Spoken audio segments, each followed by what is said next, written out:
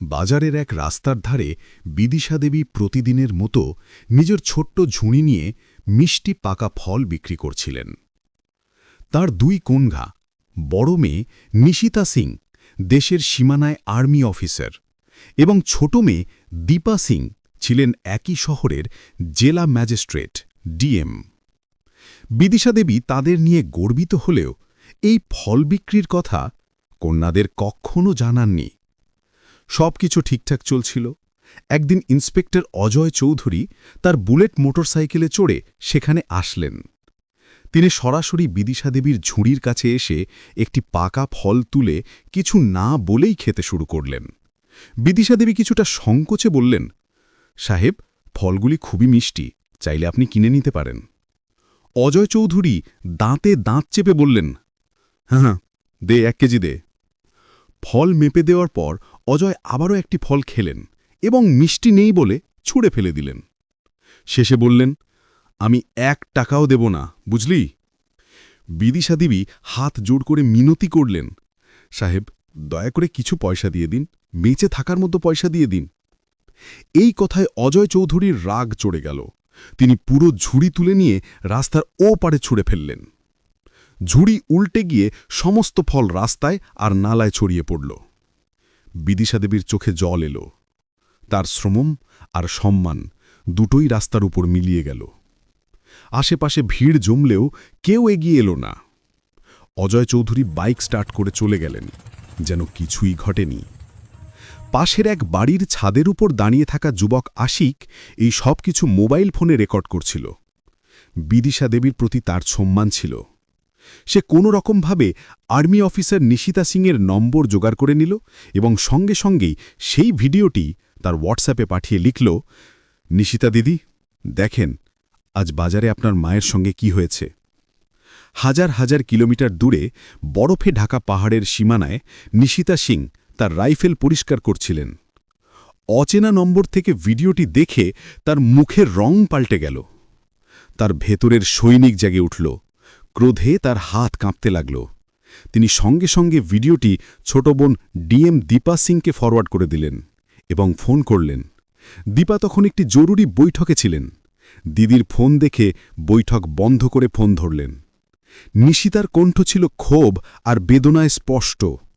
আমি তোমাকে একটা ভিডিও পাঠিয়েছি, এক্ষুনি দেখো। ভিডিও দেখার সঙ্গে সঙ্গে দীপার চোখ রেগে লাল হয়ে গেল। তিনি একজন ডিএম, অনুভূতিতে ঢলে পড়ার অধিকার তার ছিল না, কিন্তু প্রিয় মায়ের অপমান তাকে নাড়িয়ে দিল। দীপা কাঁপা কণ্ঠে বললেন, দিদি, আমি এটা সহ্য করতে পারব না। নিশিতা ক্রুদ্ধে বললেন, আমি আসছি, আমি ছুটি নিয়ে যাচ্ছি, আমি তাকে ছাড়ব না। দীপা নরম কণ্ঠে বললেন, না দিদি, আপনার দরকার দেশের সীমায় থাকা। এটা আমার এলাকা, এই লড়াই আমি করব। মায়ের ন্যায় আমি নিশ্চিত করব আইনগত পদ্ধতিতে। নিশিতা তার বোনের দৃঢ় ইচ্ছাটা বুঝে গিয়ে বললেন, ঠিক আছে, কিন্তু তাকে এমন শাস্তি দিতে হবে যে তার রুহ কেঁপে ওঠে। দীপা বললেন, চিন্তা করবেন না দিদি, এখন এটা আমার কাজ। দীপা সরকারি গাড়িতে নয় বরং একটি প্রাইভেট গাড়িতে নিজের পুরনো বাড়ির দিকে রওনা দিলেন। পথে তিনি ডিএমের পোশাক বদলে একজন মেয়ের মতো সাধারণ সালোয়ার কোট পরে নিলেন। যখন তিনি বাড়ি পৌঁছলেন, বিদিশা দেবী এক কোণে চুপচাপ বসেছিলেন। দীপা কিছু না বলে শুধু মায়ের কাছে গিয়ে শক্ত করে জড়িয়ে ধরলেন। মায়ের কোলে মাথা রেখে তিনি কেঁদে উঠলেন। দীপা হাহাকার করে বললেন, মা, আপনি আমাকে বললেন না কেন? বিদিশা দেবী কেঁদে কেঁদে বললেন, আমি চাইনি তোমাদেরকে কোনো কষ্ট দিতে। ও পুলিশ লোক, ছেড়ে দেওয়ার ব্যাপার। দীপা মায়ের চোখ মোছালেন এবং প্রতিজ্ঞা করলেন, আপনার মেয়ে এই জেলার মালিক। আমি প্রতিজ্ঞা করছি যে আপনার সঙ্গে এমন অপব্যবহার করেছে তাকে তার মূল্যটা দিতে হবে। আপনার হারানো সম্মান আমি ফিরিয়ে আনব। সেই রাতেই দীপা একটি পুরো প্ল্যান বানালেন। তিনি জানতেন ডিএম হিসেবে থানায় গেলে পুলিশ বাহিনী মাথা নত করবে আর আসল অপরাধী আড়ালে চলে যাবে। তিনি নিজেকেই তাদের হাতে ধরাতে চাইলেন। পরের ভোরে তিনি সাধারণ হলুদ সালোয়ার স্যুট পরলেন এবং তার সবচেয়ে বিশ্বস্ত সহকারী এসডিএম বিমলকে ফোন করলেন। দীপা নির্দেশ দিলেন তিনি সিভিল ড্রেসে পরিচয় লুকিয়ে টিকিয়া থানায় একটি অভিযোগ দাখিল করতে যাচ্ছেন। আর যেন 2 ঘণ্টা পর এসপি, ডিসিপি আর বাকি বড় বড় পুলিশ অফিসারদের নিয়ে থানায় হাজির হন। দীপা সাধারণ নাগরিকের মতো অটো ধরে টিকিয়া থানায় পৌঁছলেন। সেখানে ইন্সপেক্টর অজয় চৌধুরী আর এসআই চা নিয়ে হাসাহাসি করছিল। দীপা ভয়ে ভয়ে তাদের টেবিলের কাছে গিয়ে বললেন, জি, আমি একটা অভিযোগ দাখিল করতে চাই। এসআই উপর থেকে নিচে তাকিয়ে জিজ্ঞেস করল, কি হয়েছে, কে তোরে কষ্ট দিয়েছে? দীপা বললেন, জি, গতকাল বাজারে ইন্সপেক্টর সাহেব। অজয় চমকে গিয়ে দীপাকে লক্ষ্য করে চোখে চোখ রেখে বললেন, কি ইন্সপেক্টর সাহেব? নাম কি তোর? কোন ইন্সপেক্টরের কথা বলছিস? দীপা কণ্ঠে সামান্য কাঁপা এনে বললেন, জি, আপনি গতকাল বাজারে একজন বয়স্ক মহিলার ফলের ঝুড়ি রাস্তার উপর ফেলে দিয়েছিলেন। আমি তার মেয়ে। এই কথা শুনে অজয় আর এসআই জোরে জোরে হাসা শুরু করল। অজয় ঠাট্টা করে বলল, তুই ওই বুড়ির মেয়ে? যা এখান থেকে, কেউ রে ভাই আর নেমে না।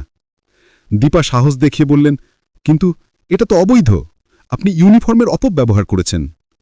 তর্ক বাড়ছিল। ঠিক তখনই এক হাবিলদার দৌড়ে এসে রিপোর্ট করল, স্যার, দেবেন্দ্রনাথ আসতেছেন। দেবেন্দ্রনাথ শহরের এক বড় দাপটশালী নেতা। তার নাম শুনে অজয় আর এসআই দ্রুত গেটের দিকে ছুটে গেল। দেবেন্দ্রনাথ ভিতরে ঢুকেই মজার ভঙ্গিতে বললেন, কি খবর চৌধুরী সাহেব, কাজকর্ম ঠিকঠাক চলছে নাকি? কিন্তু ঠিক তখনই দেবেন্দ্রনাথের দৃষ্টি কোণে দাঁড়িয়ে থাকা দীপার দিকে পড়ল। দীপাকে দেখে সঙ্গে সঙ্গে তার মুখের হাসি উধাও হয়ে গেল। সে দ্রুত এগিয়ে এসে দীপার সামনে মাথা নুয়ে দাঁড়াল, হাত জোড় করে বলল, নমস্কার ম্যাডাম, আপনি এখানে? ইন্সপেক্টর অজয় চৌধুরী আর এসআই হতবম্ব হয়ে রইল। তাদের বুঝে ওঠার আগেই থানার বাইরে একের পর এক লালবাতিওয়ালা গাড়ি থামল। ডিসিপি, এসপি, ডিএম এবং জেলার অনেক বড় আইএএস ও আইপিএস অফিসার নেমে দ্রুত থানার ভিতরে ঢুকল এবং সবাই এসে নিঃশব্দে দীপার পিছনে সারি বেঁধে দাঁড়াল।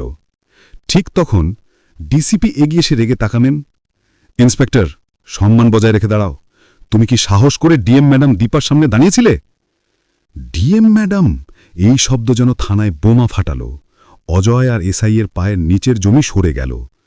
দীপার চোখে এখন আর সাধারণ মেয়ের কাঁপানো ভাব নেই, সেখানে জেলা ম্যাজিস্ট্রেটের রাগ আর কর্তৃত্ব ভারী হয়ে উঠেছে।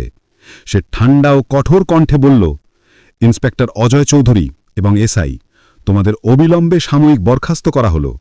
দীপা আদেশ করলেন, এসডিএম স্যার, এই দুজনের বিরুদ্ধে সাধারণ নাগরিককে অপমান এবং দায়িত্ব যথাযথভাবে পালন না করার অভিযোগে মামলা দাখিল করুন। একই সঙ্গে তাদের বিরুদ্ধে বিভাগীয় তদন্ত বসানো হোক। এসপি তৎক্ষণাৎ তার অধীনস্থদের ইশারা করলেন এবং দুজন ইন্সপেক্টরের বেল্ট আর টুপি নামিয়ে দেওয়া হল। তখন নেতা দেবেন্দ্রনাথ সাহস গড়িয়ে বললেন, ম্যাডাম, এরা কেবল বোকামি করেছে, ভুল হয়ে গেছে, মাফ করে দিন। দীপা ঘুরে দেবেন্দ্রনাথকে এমন চেহারায় দেখলেন যে সে কেঁপে উঠল।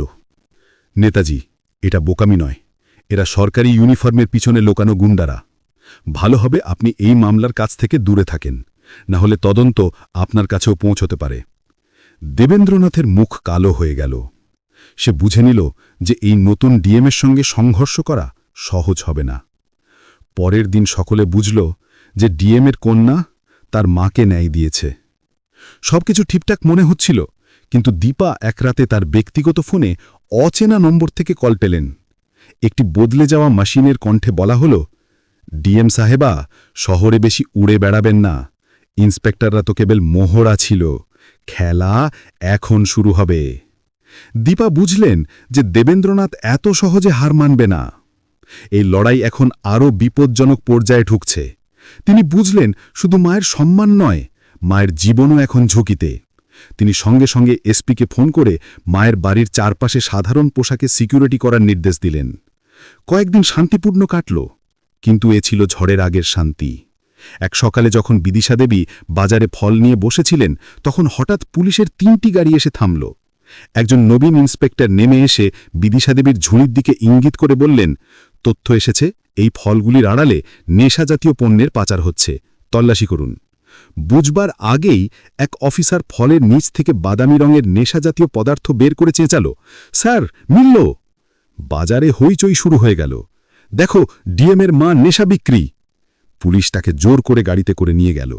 সংবাদ শহর জুড়ে আগুনের মধ্যে ছড়িয়ে পড়ল। ডিএম দীপার মা নেশাজাতীয় পণ্যের অভিযোগে গ্রেপ্তার। এটি ছিল দেবেন্দ্রনাথের মাস্টার স্ট্রোক। দীপা অদ্ভুত দ্বিধায় পড়লেন। তিনি তার ক্ষমতা ব্যবহার করে মাকে বাঁচালে তাকে পদের অপব্যবহারের অভিযোগে অভিযুক্ত করা হতে পারে, আর চুপ থাকলে তার নির্দোষ মা জেলে সময় কাটাবেন। তিনি এক প্রেস কনফারেন্স ডাকলেন এবং বললেন, মায়ের বিরুদ্ধে গুরুতর অভিযোগ উঠেছে। আইন সবার জন্য সমান, সে সাধারণ নাগরিক হোক বা ডিএমের মা। তাই আমি নিজেকে এই কেসের তদন্ত থেকে আলাদা করছি, যাতে তদন্তে কোনো প্রভাব না পড়ে। এসপি সাহেব একটি বিশেষ টিম গঠন করে এই বিষয়ে নিরপেক্ষ তদন্ত করবেন। কিন্তু দীপা শুধু আইনের উপর ভরসা করে বসে থাকলেন না। তিনি আশিককে ডাকলেন। আশিক বাজারের দোকানদার ও বন্ধুদের সঙ্গে খোঁজ খবর শুরু করল। 2 দিনের কঠোর পরিশ্রমের পর সে একটি সূত্র পেল। পাশের একটি দোকানের বাইরে লাগানো সিসিটিভি ফুটেজে দেখা গেল এক ব্যক্তি বিদিশা দেবীর ঝুড়ির পাশে কিছু রেখে যাচ্ছিল। লোকজন তাকে বহুবার সাসপেন্ড হওয়া ইন্সপেক্টর অজয় চৌধুরীর সঙ্গে দেখেছিল। প্রমাণ মিলে গেল, পুরো খেলা দেবেন্দ্রনাথ তার পোষা বরখাস্ত হওয়া ইন্সপেক্টরদের দিয়ে সাজিয়েছিল। এবার পালা দীপার। তিনি এসপির সঙ্গে মিলে একটা ফাঁদ বেঁধলেন। তারা ভুয়ো খবর ছড়ালেন যে সিসিটিভি ফুটেজে নেশাজাতীয় দ্রব্যের রাখা লোকটির মুখ স্পষ্ট দেখা গেছে এবং পুলিশ শীঘ্রই তাকে ধরতে চলেছে। এই খবর শোনার সঙ্গে সঙ্গেই দেবেন্দ্রনাথ অজয় চৌধুরীকে ফোন করল। ওই লোকটা ধরা পড়া চলবে না, কিছু করো, না হলে আমরা সবাই ধরা পড়ে যাব। দেবেন্দ্রনাথ জানত না তার ফোন আগেই পুলিশের নজরদারিতে ছিল। অজয় চৌধুরী আর এসআই সেই লোকটাকে শেষ করে দেওয়ার জন্য শহরের বাইরে নির্জন জায়গায় যেতেই দীপা আর এসপি পুরো টিম নিয়ে তাদের ঘিরে ফেললেন।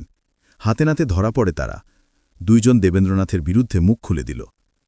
পরের সকালে দেবেন্দ্রনাথ নিজে বাড়িতে বসে চা খাচ্ছিলেন। ঠিক তখনই দরজায় জোরালো করে নাড়ার শব্দ হল। দরজা খুলে এসে দেখল সামনে ডিএম দীপা, এসপি এবং বিশাল পুলিশ বাহিনী দাঁড়িয়ে আছে। দীপা কঠোর দৃষ্টি রেখে বললেন, খেলা শেষ নেতাজি, আপনার মোহরারা ধরা পড়ে গেছে এবং তারা আপনার সব গোপন কথা ফাঁস করে দিয়েছে। দেবেন্দ্রনাথ চেঁচিয়ে উঠল, আপনারা আমাকে ছুতে পারবেন না, আপনাদের কাছে কোনো প্রমাণ নেই। তখন এএসপি এগিয়ে এসে তার হাতে এক গ্রেপ্তারি পরোয়ানা দিয়ে দিলেন। এখানে প্রমাণ আছে নেতাজি, আমাদের কাছে আপনার ফোন রেকর্ডিং আছে যেখানে আপনি এক সাক্ষীর বিরুদ্ধে অভিশাপ দিচ্ছেন। এখন আপনি আমাদের সঙ্গে থানায় চলুন। দেবেন্দ্রনাথের রাজনৈতিক সাম্রাজ্য এক মুহূর্তে ভেঙে পড়ল। সেই সন্দেহ বিদিশা দেবীকে বেকুসুর খালাস করে দেওয়া হল। যখন তিনি জেল থেকে বের হলেন, দীপা তাকে নিতে এসেছিলেন। মা মেয়ে একে অপরকে জড়িয়ে ধরে কাঁদলেন। দীপা বললেন, এখন আপনাকে আর ফল বিক্রি করতে হবে না। পরের সকালে দীপা বিদিশা দেবীকে নিজের গাড়িতে বসিয়ে নিজের পোস্টিংয়ে নিয়ে গেলেন এবং দুজনে একসাথে সুখে থাকতে শুরু করলেন। যখন তার বড় বোন আর্মি থেকে ছুটি পেতেন, তখন সেও চলে আসত। 3 জন একসাথে হাসি খুশিতে দিন কাটাত।